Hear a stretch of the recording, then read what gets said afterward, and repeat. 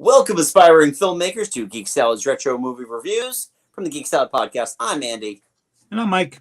And tonight we conclude the month of August with, I think this is a good coda to the fact that we've been talking a lot about a lot of bad movies this month. Yeah. And we're going to cap that off with a documentary about the granddaddy of movies that came in with very good intentions.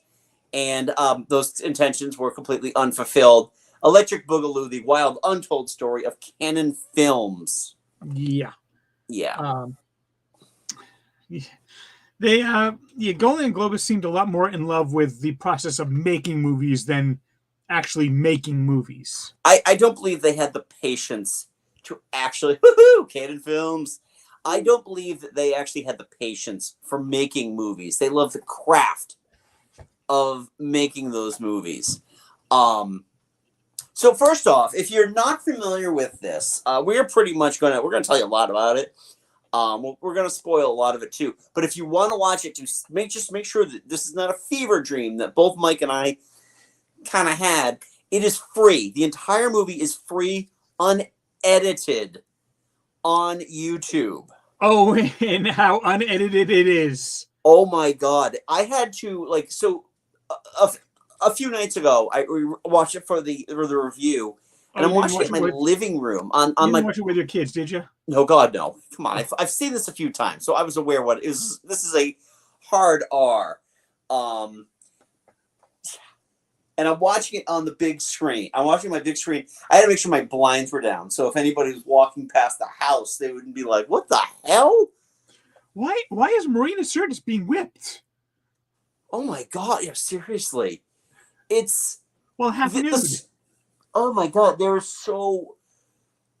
You just get to that point where you've just seen too much nudity in a single thing that I kind of felt like this was like the Showgirls effect for me. It's like it's in your face so much that you just kind of loses the novelty.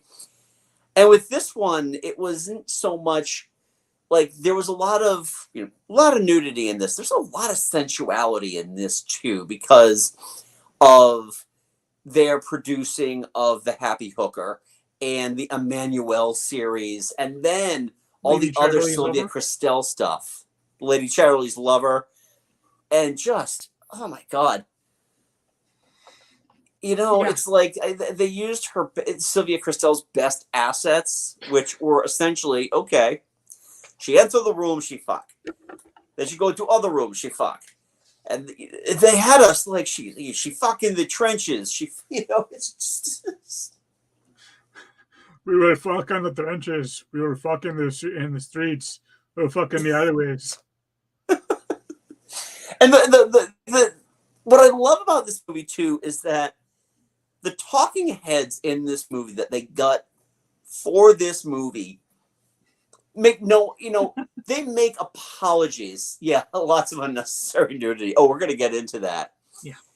It's like they were there to bear witness, but they're not there to sugarcoat or apologize for it. Every single one of the people that they had in the more modern interviews, first of all have spot on Menachem Golan impressions. But they're just like, everything was like, why are we doing it this way? This doesn't make any sense. Yeah. They had the guy who was directing Lady Chatterley's Lover. He's just like, I can't. The script is shit. And Golan was like, don't care. Just show lots of feet. Yeah, exactly. And this is a guy who got his start. He had a big hit in Israel with was it Lemon Popsicle? Was that the name of it? Yeah. And that was remade in the 80s as The Last American Virgin, a movie which I have never actually seen, but it was always on the HBO radar of movies that, obviously my parents wouldn't let me watch, but I was like, ooh, I gotta watch that one. That was also Canon Films, right? That was Canon Films. Yeah, so they remade their own movies. Yeah. So they remade that one. It was a moderate hit. It came out at a time when better teenage sex comedies were coming out. Yeah, it seemed like it was kind of almost it's kind of weird saying it was a ripoff of like Meatballs, considering that the original came out before them. But it seemed like it was just in the mix with Meatballs, Porky's, all those like sex teen romps from the 80s. Yeah. I mean, I think it came out before Porky's did, or it like came out right around the same time. So there's really no way that you can say that it was ripping off Porky's. It's Low Rent, Fast Times, Ridgemont High. That's actually, Kurt, what I was thinking. It's because of the pregnancy thing, the whole abortion thing. It's weird to me too that Diane Franklin would go on to play the French exchange student in Better Off Dead and one of the medieval babes in the Bill and Ted series. Oh, really? Yeah. Fascinating. So yeah. So that's that was an interesting look. And then, they go into the whole thing with like they remade Death Wish 2. Well, no, they didn't remake Death Wish 2. They just made they made Death Wish 2. I mean, Death Wish 1 was a huge hit back in the 70s. I think it came out in 74. Something like that, yeah. Yeah. No, it was because it was 74. It was 8 years after they made Death Wish 3 or 2 rather. They got back the original director Michael Hammer, who was Winner. God, sorry. Yeah. Michael Winner, who was an absolute monster. Yeah. She didn't go quite so far in the documentary, but I've heard interviews with Marina Sirtis. Yeah. Subsequently, after Michael Winner passed away, and she basically said, "Yeah, I hope he rots in hell." Yeah, he made a very uncomfortable set for his. He ramped up the violence. He ramped up the rape, the sexual assaults. He also, I read a story about how like there was a stuntman that was like, I can't do that stunt with the flame that flames that high. You have to lower him down. It's like, okay, definitely. And then while they were filming, while he was about to do the stunt, he cranked the flames that they had to jump over. It ended up like breaking his pelvis. Oh, Jesus. Well, and Alex Winter in the documentary says that this stuff would never fly with the actors union or with the stunt union. And this was just stuff he went into business for himself, made life incredibly difficult for everybody. I mean, the thing with the first Death Wish movie is that it is it's more of a cautionary tale. Should a man take, justice into his own hands? In this one, they fucking celebrate it. And as you go on through all of the other Death Wish movies, it was like they gave, Paul Kersey the power of a fully militarized police to take down every non-white minority in the city. It seemed like Death Wish 2 actually did seem to have some like fun elements to it, according to from what I saw in the documentary. But it seemed like and even Charles Bronson was like, hey, I had fun with Death Wish 2. But it seems like 3, 4, and especially 5, it was just like, what are we doing? Yeah. Well, even Alex Winter said it was like going to the golf course. They'd have somebody drive him there, he'd do his stuff, and then he'd just, fuck off and leave. Yeah. And he was their big. That's the funny thing too, is that he was their icon star. Yeah. He was the first like the big name that would get people into the movies. Right. And considering that I think they bought Canon. Golden Globus bought Canon in 78. Death Wish 2 came out in 82. So there was that span in between when they were doing they did Lady Chatterley's Lover. They did the Apple, which is just no idea what the fuck. Okay. So as a fan of musicals, I have watched so many takedowns of the Apple. It's very much in the vein of a Rocky Horror in terms of its like they try to make it they ramp up the sex, they ramp up the just all of the glam aspects of it. I do love those Death Wish sequels. They're total shit, but it's like McDonald's not good for you either, and there's not better things. Sometimes you just need to see it. Yeah, I watched a couple of Cinema Snob reviews of some of those Death Wish movies, and oof. Apparently, the school. So the score for two was done by Jimmy Page from Led Zeppelin. Um, and it's just like he'd never scored a movie before, and it shows.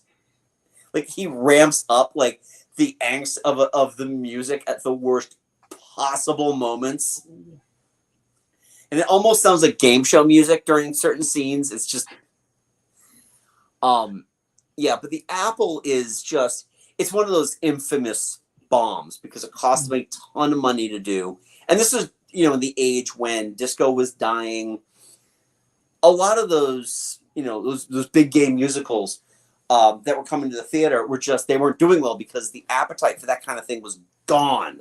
Don't Stop the Music, the Village People musical came out right around the same time. Xanadu. Yeah, I was thinking about Xanadu. So yeah, so there's all these different disco-esque musicals that are out that people just hated.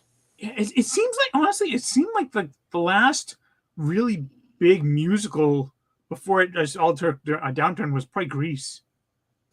Grease was and Grease was an amalgam. It was an amalgam. It didn't fit in with anything except that it was just like the original Broadway thing. It was a bunch of dudes who grew up in the 50s who were bitter that about the hippies, so they just decided to whitewash the entire 1950s. Of course.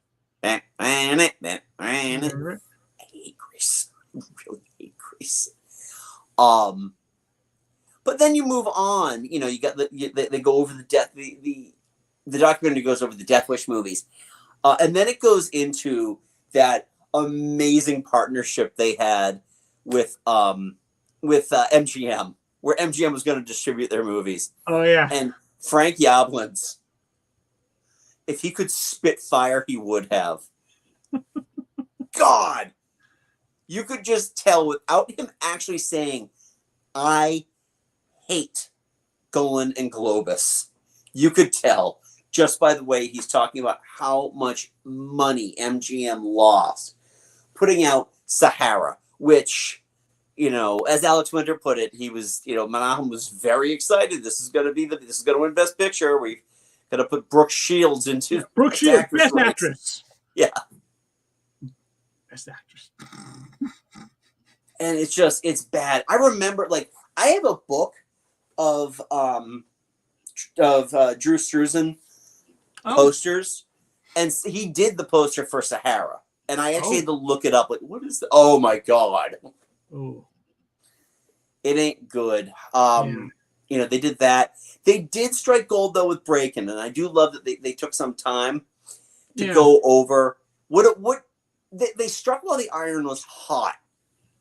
And and honestly, just because I've heard of Breakin' and Breakin' 2 Electric Boogaloo, and just seeing the clips of Breakin' and hearing the actors talk about it, was like, that actually seems like it'd be a fun movie. It seems like something they would have that I might actually enjoy watching. Yeah. I was 13 when that movie came out, or I was actually 12 when that movie came out. It was worked with Ken, his brother Irwin, worked with Carpenter on Halloween. I still think Frank won that partnership. Well, you know what? He lived to tell the tales afterwards. But yeah, the thing is, I remember I actually legitimately remember that breakdancing craze, and watching Shabadoo and Boogaloo Shrimp do their thing was actually, watching it again, it brought me back. And it's more than just the popping and the locking. They did some really good stuff there. And it was interesting watching that. And then they had a huge hit with Breakin'. Breakin' actually broke even. It made money. Yeah. Breakin' 2, not so much, because it came out in the same year. They decided that they never knew when it was like, okay, we just need to let this sit. This craze isn't going to last forever. And turning it into a comedy, turning into a musical instead of a throughput story, really hurt them. Hearing Shabadoo and Bugaboo Shrimp, they were basically it became like a slapstick comedy, and it just wasn't what we were. Yeah. Yeah. That their obsession with ninja movies. Yeah. And Franco yeah, Nero is a ninja. And they wouldn't yeah. even let him use his own voice, and then they dubbed him over somebody that didn't match. Yeah, let's give Sho Kosugi as much work as we can while he still can. Yeah. And then let's make the third movie. It's a female ninja, but she's inhabited by a male ninja spirit because that's the only way she can be a ninja, right? Yeah. That is the only explainable way. It's not like in Ninja 2, the Revenge, the Revenge of the Ninja.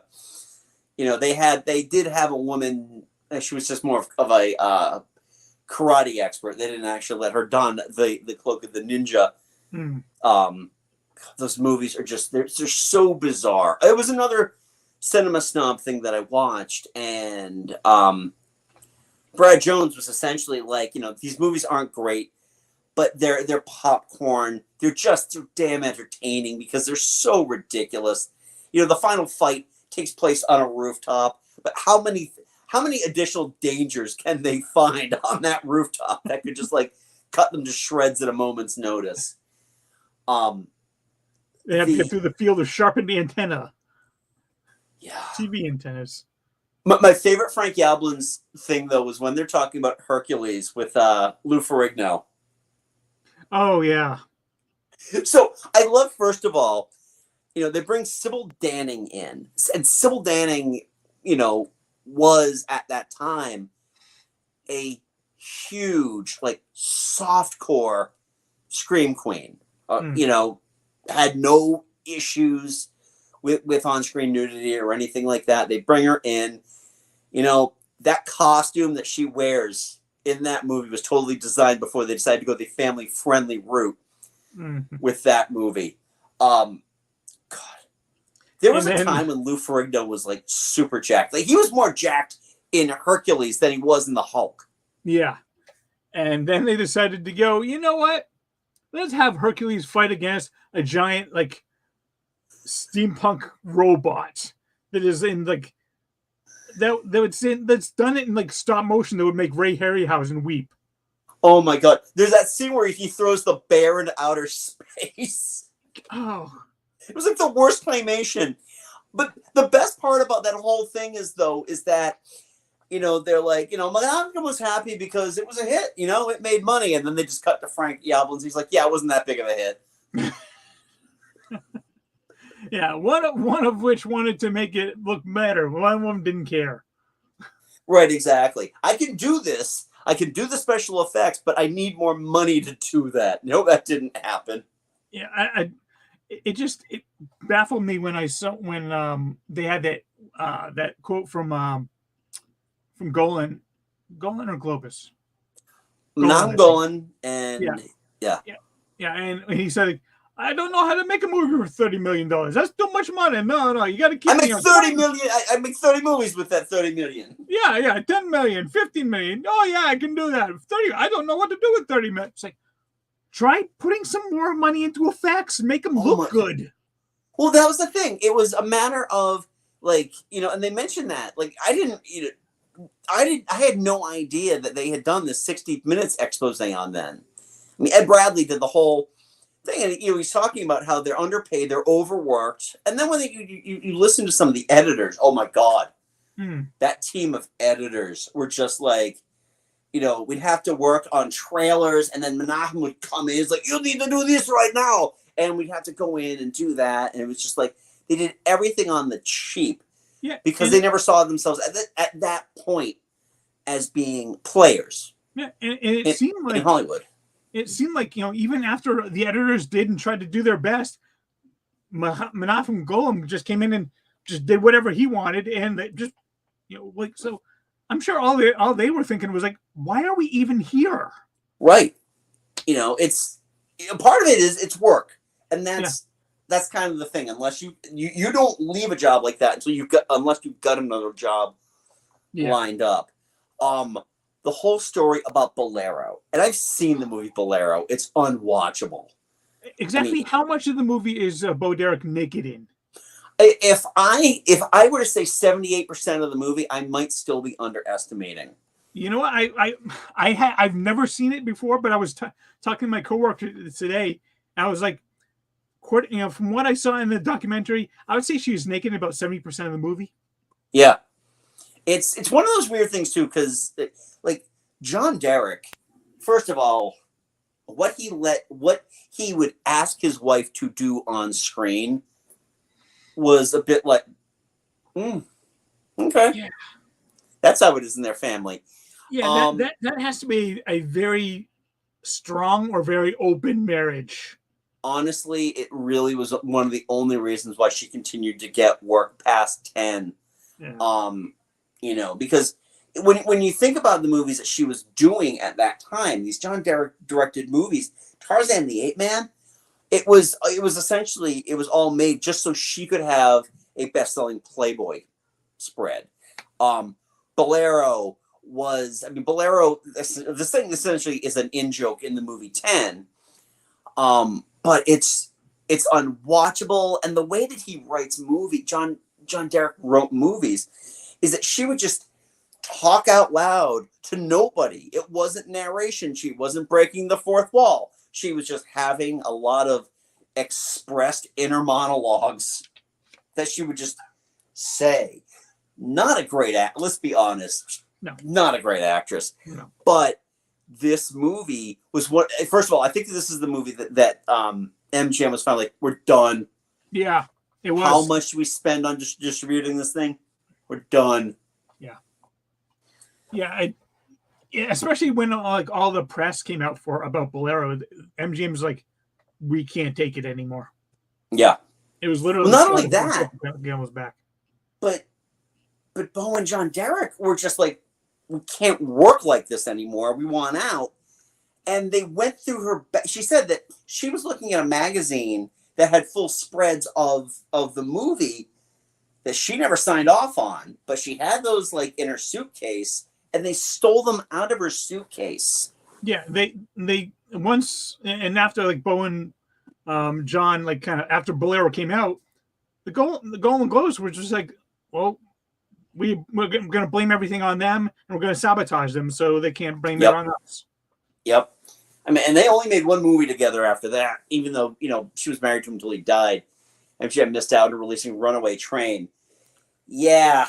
That was another one of those movies where, like, it sounds like they actually had a hit. I mean, even Ebert was saying, like, he gave it, like, a good rating with that one. It was, yeah. So, and then that was a part of the documentary where they talked about how there were these hidden gems in there. I mean, when you think about Canon Films, you think about the disasters, this unmitigated disasters, and the ego of Menahem Golan, which again, and I said this on our last release podcast, I want to see like a weird style biopic about him. Yeah, honestly, watching this documentary made me want to watch it even more. Yeah. So, but we yeah, they had a couple of like decent movies that were buried in there.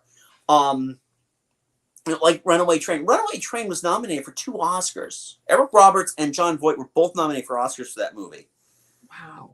Yeah, it was actually kind of not a huge Oscar contender, but enough.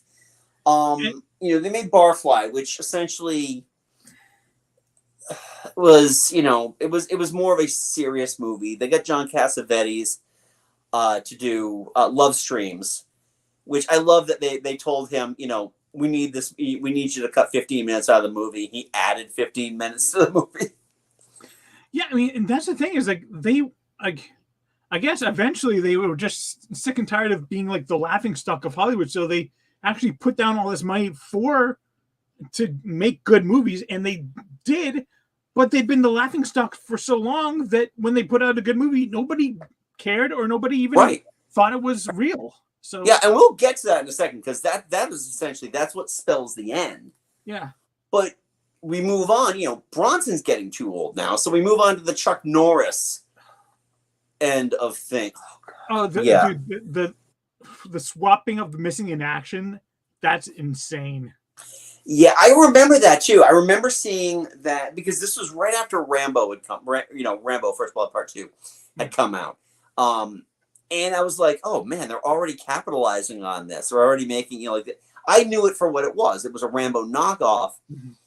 But I didn't know until I watched this documentary that they had actually made the beginning first, Yeah. and then they made Missing in Action, and then they flipped the two because they thought that the first movie was better. It tested better. It looked better. Yeah. Missing Action 2 was actually better than Missing Action 1. So they released Missing in Action 2 as Missing in Action 1 because then they was like, hey, then more people will go see Missing in Action the beginning, Right. and because it won't kill the franchise. Yeah. Which And just is, that long, lucrative, relationship they have with Chuck Norris. I mean, Invasion USA, which again, I talked about this years ago when we had our big dumb action movie episode of the podcast, where it's just like, we're talking about, open borders in Reagan's America, letting terrorists just run free, shooting people. There was that one. Was it the Delta Force? Was that the one he did with Lee Marvin? oh, yeah. God. Lee Spouting Marvin, one-liners and being able to just like stand still with a rocket launcher like at his waist, because that's how you what use a rocket launcher. was that Lee Marvin's first movie after he died? Yes, I believe it is. I think it was released after he died. I love Invasion. It's so insane. No, it is, because it's just like it's almost like Red Dawn. It's like, put your son. I know, Kurt, you are far too young to remember this. Mike, you actually might be far too young to remember this. That I've never seen Red period Dawn. of 84 to 86 was just like, it was the most flag wavingest, rah rah rah, let's win one for the Gipper.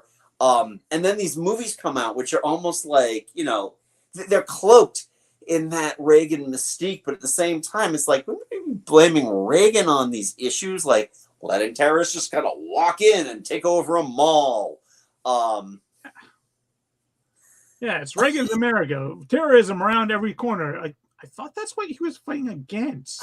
That's how I recall it, and I had not discovered drugs yet. So, You know who had? Golan and Globus. oh my God, they never bring it up, but that in between, like stealing Chinese food out of people's offices, they were doing so many rails of cocaine that was cut with cornstarch. You know that they were going cheap on that too. Not even lines, rails. You know what the thing is too, is that watching this, we laugh about the American Ninja series. I feel like Michael Dudikoff actually he came across as being very sincere. Yeah. Like, he came across as being likable, because I feel like they sold him the world. Yeah. And then nothing came of it, because he did the American Ninja movies. They were promising him Spider-Man. They were promising him to go up to bigger and better. And I can't imagine. Can you imagine what a Canon film Spider-Man would look like? And keep in mind, they were the ones responsible for Captain America 1990. Oh, yeah, and I mean, the sad thing is, back in the 80s, it would have been a distinct possibility. It would have been, but at that point, the thing is, though, at that point, Marvel was working with New World for most of like the mid to late 90s. Mm. So if you remember New World Pictures, not New really. Line Pictures, but New World Pictures, look up the logo. It looks like every other logo of every other forgotten distribution company in America at that time. Of course. And look, it's Orion, and it's bankrupt. Yeah. So I mean, you got all that, and then to put a cap on this whole thing is when they decided to go big budget. Golden Globus, the Canon company, decided to go Hollywood and bought. So first of all, they paid. I'm assuming that's Michael Dudikoff. I'm assuming he means Michael Dudikoff. Yeah, he seemed like he came across very genuine, which is nice because, you know, when you think about action stars from that era, most of them had turned out to be bitter douchebags, but Seagal. Well, But you Seagal, know, it didn't take him long. It didn't take him a whole lot of effort to get from douchebag to bitter douchebag. yeah, no, he was already there, I think. Yeah.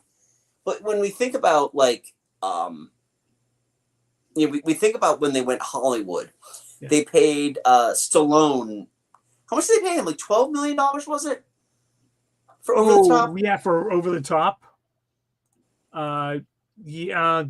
Give me 1 second. I'm on there. Yeah, but they did that great thing in the documentary where they juxtaposed, you know, Menachem talking about, what do I need to make a movie for $30 million? I make 30 movies for $1 million each. Total budget of Over the Top, $30 million. Yeah. Yeah. Yeah. It was. They paid him 12 million, which was more than he made for like both Rocky and Rambo. I think. Yeah. He made him like one of arm the most wrestling movie.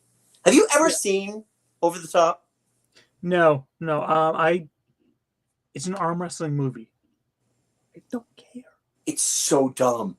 Like I watched it once on like USA Up all night, and it was like, you know, it was like Rhonda Shear and Charles Nelson Riley were doing this, and they were bringing out like the toys that were put out with it. We're gonna make arm wrestling a thing. Sure, you are. Yeah, I mean, on a budget of like Wikipedia says 25. 25. Okay. The budget box office was 16. It was pathetic. It was really, really bad. Yeah. You had that. You had Superman 4: The Quest for Peace. Yeah. Oh my God! It was Masters of the Universe as well. Masters of the Universe, and here's where we play a little game. Watching these movies, trying to pinpoint the exact part of the movie where they ran out of money. Yeah, for Superman 4, it was hey, look, Christopher Reeves. Oh, and they're out of money. Yep. They did. I mean, we just recently watched that because we were going to review it, but our guest fell through. So, and there was a bunch of scheduling issues.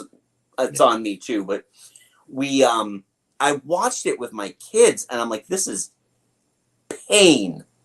This isn't painful. This is just pure Mr. T looking at the, right to the camera in Rocky 3 going, pain. It's terrible. It was funny too because I was tweeting with somebody earlier, and they brought up Jaws 4: The Revenge, and I said, I cannot believe this wasn't made by Canon Films. And somebody was like, it wasn't. And I actually had to think, I'm like, I don't think it was. And I actually had to do a full Google search to just ensure that I was right. I think it was still Universal. That's all on Universal. Yeah. But, oh my God, it's like, it's entirely possible because, Menachem would be in the editing room going, no, make this shark roar. Yeah. Yeah, I think by the end of the 80s, their reputation was already tanking, and nothing they did was going to turn around. Right. It essentially it was a matter of they couldn't have made this like mid-sized movies, make a decent profit, and hold off instead of like promising the moon, because they were taking loans out left and right. They had owed a lot of money on that new building with the guards with the Uzis, and it just it's just one of those things that you can point the finger right at them and go, you did this. It pours out some whiskey to a glass, tears the dishes with a tear in his eye. Hey, you know what though, Kurt? With Jaws: The Revenge, it's not like this was an immediate letdown in the Jaws series. It bought Michael Caine a new house, so can't hate it too much for that. IMDb actually listed out all of the Michael Caine paycheck movies. There's quite a few of them. I don't think he ever did a Canon movie though. No, I don't think he did either. That is a piece of class right there. If he did, they didn't cover it in the No. they didn't cover it in the documentary. So then we're left with just that final thing where both Menahem and Yoren had an idea from the new dance craze that I love the way that they put it. It was like, this wasn't a huge craze, but they were going to make it a craze with their movies. And so was it like Yoren put out Lambada, Menahem put out The Forbidden Dance, but Menahem had the rights to the song Lambada. The Forbidden Dance is Lambada. Yeah, exactly. And it was like the biggest word on the poster. Oh my God. But the thing is, I feel for Lambada. I feel for the dancers in that, because they were given because there was such a crush to get one movie to beat the other movie to the box office. And, that's not easy, especially if you've ever danced in front of an audience, let alone in front of cameras and trying to get this done, do all these takes. And I think they said they opened on the same day. That's what they said in the documentary. I haven't been able to find a date for either one of them. I can do that quick. I do know which of the two. I mean, in the documentary, they said this. They pretty much split the budget. I mean, split the box office. Yeah. I did look it up, and I know which one ended up winning out. Which one actually ended up winning out? Yeah, and that was Globus. Yoram Globus won out. Budget of 900,000 on Lambada. Box office 4.2. Whereas the Forbidden Dance, I couldn't find a budget, but box office only 1.8 mil. So Globus had the last laugh on that one. Yeah, I'm going into this real quick. All right, so Lambada was released on March 16th, 1990.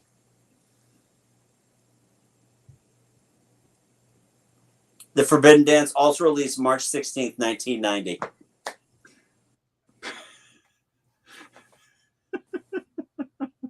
That was a week before my 18th birthday, Mike. Oh, well, we know how you became a man then. No, but you know how I did? We didn't even talk about the Tobe Hooper movies that Canon Films did. I have actually never seen Life Force, but I can think of precisely 2 reasons why I want to watch Life Force now. And you know me, I'm not like one of those guys that's just like, all right, let's talk some tits here. Yeah. But she was very attractive. Magnificent. She was magnificent. Yeah. If you don't know what I'm talking about, it's Matilda May, Life Force. Take the safe search off of Google Images. Mwah. You know what? Just watch this documentary because you see. Yeah, just watch it. You practically get all of her scenes anyway. Free on YouTube. Did we mention that already? But also, like the Tobe Hooper stuff they made Texas Chainsaw Massacre 2, which essentially was made the way that people perceived what the original Texas Chainsaw Massacre was. If you think about it, Texas Chainsaw Massacre is not that bloody of a movie. It's more just dark and weird. They ramped up the gore on that. And I had totally forgotten until I watched this documentary about Invaders from Mars. Oh, yeah. I had totally forgotten that was a thing that happened. But I did love that story, though, about how they were screening one of the Alan Quartermain movies with, Man's Man, Richard Chamberlain. Definitely. And then mistook it for Invaders from Mars. And also, speaking of those Alan Quartermain movies, I love how Richard Chamberlain absolutely hated Sharon Stone. They all hated her. Oh, yeah. It's great to know she'd always been like that prior to actually getting a taste of stardom. Apparently, yes. Yes, she was. You know what? Just goes to show some people, fame doesn't change them. Nope. Some people, they were always dicks. Yeah. What was interesting too was I didn't realize that Cassandra Peterson was in the second one, Elvira. Then again, I just found out recently Cassandra Peterson was in Pee-wee's Big Adventure. I've seen that movie 30 times and never realized that was her. In the bar scene before he does tequila, you know, where they're like, I say we kill him. I say we hang him, then we kill him. I say you let me have him first. That's Cassandra Peterson. I say we let him go.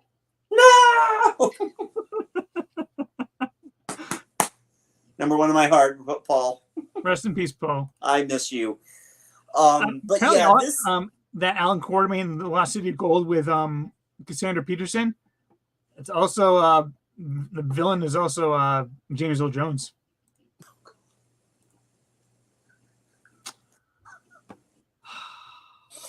You know, it was before he got the AT&T and CNN gigs. You could hear a pin drop. It was also before Field of Dreams. That's true. Well, he was doing Star Wars, but Star Wars was long gone at that point. Yeah. But that's Electric Boogaloo. I mean, without recapping the entire movie, I don't really know how much more we can go into this. This is one of these movies that sits in the annals of documentaries for me. It holds a place on the shelf alongside documentaries we talked about before, like Class Action Park. It's just like, I can tell you about it, but you need to watch it because I am never going to do it justice for how batshit insane. Yeah. It's one of those things where, like, you described it to someone, they're like, there's no way that's real. You're making it all up. Then you show them the documentary, like, how is this possible? How did they get all these big stars to do these terrible movies? Why did the bank keep giving them money?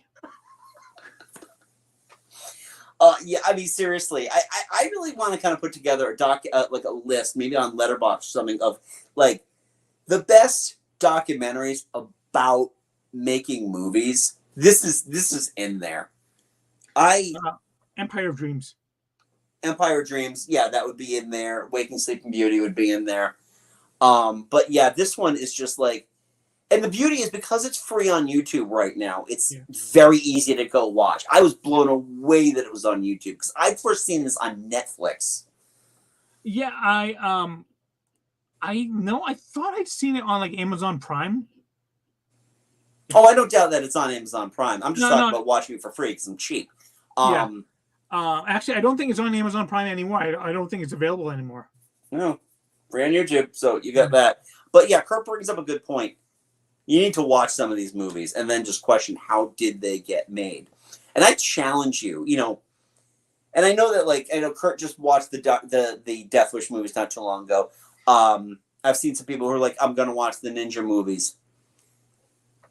I'm putting that open challenge out there for anyone to watch not the serious movies, but the movies that Menachem thought were going to be like big Oscar contenders. I'm talking Bolero, Sahara, those kinds of things. What was that other movie too? There was that movie with Elliot Gould. With Mariel Hemingway. Hold on. Elliot Gould. Like over the Brooklyn Bridge or something like that. Okay, I got Elliot Gould. There's his filmography. Going down to 79, 80. Have to be in the early 80s somewhere. There's Dirty Tricks. No. Over the Brooklyn Bridge. Over the Brooklyn Bridge, yep. Challenge you. Watch these movies and see what you think. Yeah, directed by Menachem Golan himself. Oh, okay. One of the reasons why I called him a cocksucker. Then he had to apologize. You're not a cocksucker. Wow. Oh yeah, because he mentioned how much Shelley Winters hated him, right? Yes. Carol Kane's in that one. Sarah Michelle Gellar is in that one. She must have been a child. Uncredited as Burt Young's character's daughter. Interesting.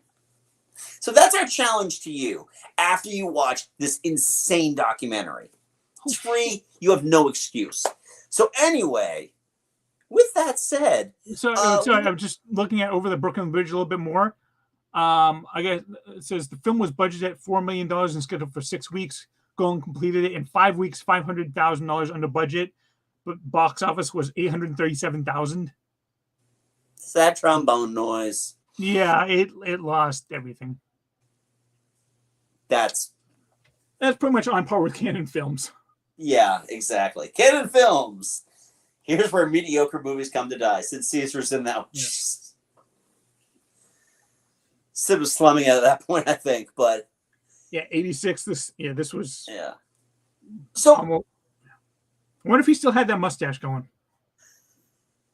So we want to know: have you seen this documentary before? Obviously, Kurt's seen it before. Mike and I have watched it. We want to know: have you seen Electric Boogaloo, the Untold Wild Story of Canon Films? If you have, leave a polite comment below. We really want to know your thoughts on this one. Also, let us know in the comments, what are your favorite movies from Golan and Globus? Do you have any? Do you have any at all? It's the mark of quality, especially because they cast Dolph Lundgren in a movie that really required somebody who had a better grasp of how to speak English. Oh, yeah. And I love it. Like, Dolph Lundgren said that Stallone showed up on the set someday and was like, you gave him this role because of Rocky IV? Really? You gave him lines? And I feel bad saying that because Dolph Lundgren is just amazing. He's an amazing person. But yeah, that was just like, it's kind of like when they hired, why am I blanking on his name? Flash Gordon. Oh, Sam Jones. Sam Jones. They hired him and then had to dub over all of his dialogue. And they didn't have enough money for a Skeletor mask, so they just painted Frank Langella's face. If Party City was more of a nomenclature back in 2014 when this thing came out, oh my god. But anyway, we want to know your thoughts on these movies and how do they hurt you. Show us on the doll where they hurt you. So anyway, folks, thank you so much for joining us. If you're new to the channel because you saw that we're discussing this wild thing, thank you. You can watch more of our retro reviews here on YouTube in the live section of our YouTube page, our Geek Salad Podcast. We also put these in our playlist too, so they're easy for you just to keep going back to. Mike and I also host a little podcast called Geek Salad. You can check that out wherever you get your podcast. Spotify, iTunes, Google Podcasts. We are there. We just recorded our most recent episode that should be out in a few weeks for your perusal. However, we do have an episode right now where I do, in fact, talk about this documentary as we posit historical events and people in popular culture that could be made into good movies. Like, Menachem, the movie. You can also follow us on the social medias. We are at Facebook at Geek Salad Podcast, and we are at Geek Salad Radio on Twixter, on Blue Sky, and on Threads. So you can follow us there. I can't believe we missed it. What? For the title of your suggested Golan and Globus movie, G&G Movie Factory. Start. It's a license to print money, Mike. I'm right there. Damn it. So anyway, that's it. So we'll be back in September where we are going to cover some blind spots of movies that we're like, did we review that? How have we not reviewed that one? So we've got some good stuff coming up to get us out of this month of dreck. So anyway, until next time, I'm Andy. And I'm Mike. Go forth and be nerdful. We'll talk to you later. Bye-bye.